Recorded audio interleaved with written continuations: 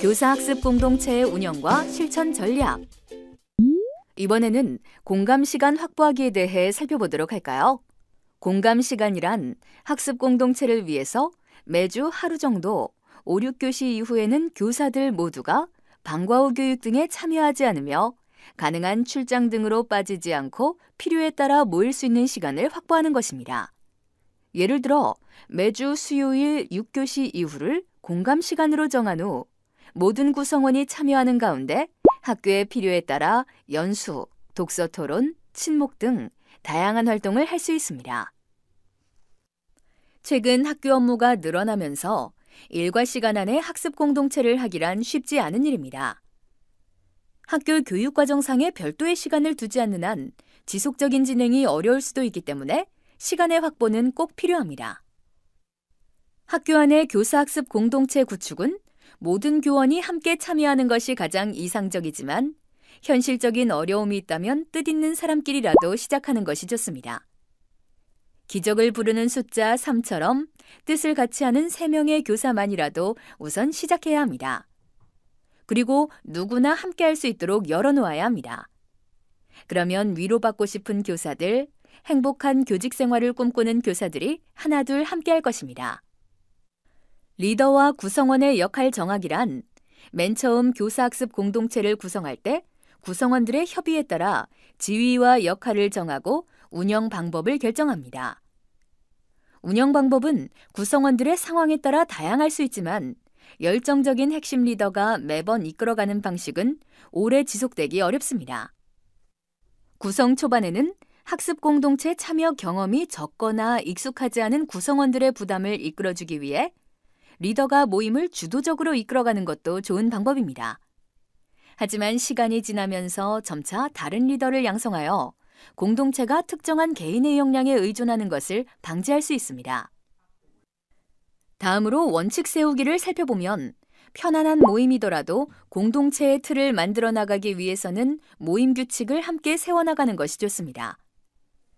수업자의 비밀 이야기는 밖으로 이야기하지 않기, 서로에 대해 비판하지 않기, 시간을 준수하기 등과 같은 규칙을 마련하여 신뢰 있는 관계로 발전하도록 합니다.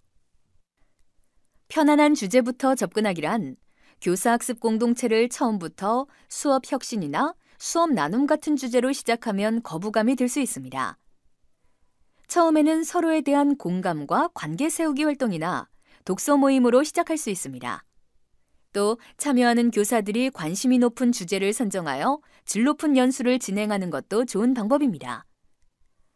전문가나 강사의 연수를 통해 활동하고 싶은 내용을 함께 배워나가며 연구에 대한 열정을 키우고 앞으로의 공부 방향을 정할 수 있습니다.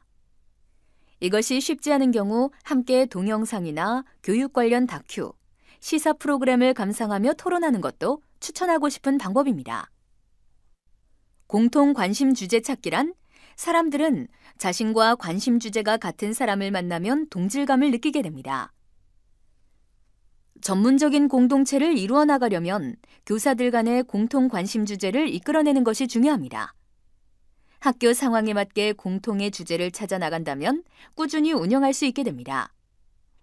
문화적 동질성이나 교사의 의식을 성장하도록 견인하는 다양한 경험이나 연수를 함께 해볼 수 있습니다. 또한 서로 공감하고 있는 학교 안의 어려운 점, 학생 생활 지도나 학급 운영 방법, 감정 코칭 같은 것들을 함께 이야기해보는 것도 좋습니다. 교사학습 공동체의 성장을 위한 요건에는 무엇이 있을까요? 교사와 교사, 교사와 관리자 간 소통을 통해 가치와 비전을 공유해야 합니다. 학교 교육의 방향과 목표에 대해 지속적으로 대화하고 소통하며 학교를 함께 만들어가는 주체로 인정해야 합니다. 둘째, 동료 교사와의 관계성을 회복해야 합니다. 학교가 진정한 가르침의 공간이 되려면 교사들이 개인적인 학교 문화를 협력적인 학교 문화로 바꾸어야 합니다. 학교 교육에서 배제되는 학생이 누구인지, 새로운 제도와 변화에서 소외되는 교사는 누구인지 등의 학교의 위기를 집단지성을 통한 토론과 수기, 소통으로 해결할 수 있습니다. 따라서 공동체의 지속을 위해서는 동료 교사 간의 관계 회복이 선행되어야 합니다. 셋째, 공감대를 형성해야 합니다. 공감대 형성을 통해 소속감과 친밀성을 지향해야 합니다. 공동의 비전을 가지고 공동의 경험을 통해 함께 성장하기 위해서는 다양한 요구를 가진 교사들을 포용하고 이질 집단과의 공감대 형성이 무엇보다도 중요합니다. 넷째, 열정이 있는 교사를 중심으로 수업 공동체를 구성하도록 합니다. 배움에 대한 자발적인 동기를 유발시키고 열정 있는 교사들을 끌어들여 학교 조직 문화를 변화시켜야 합니다.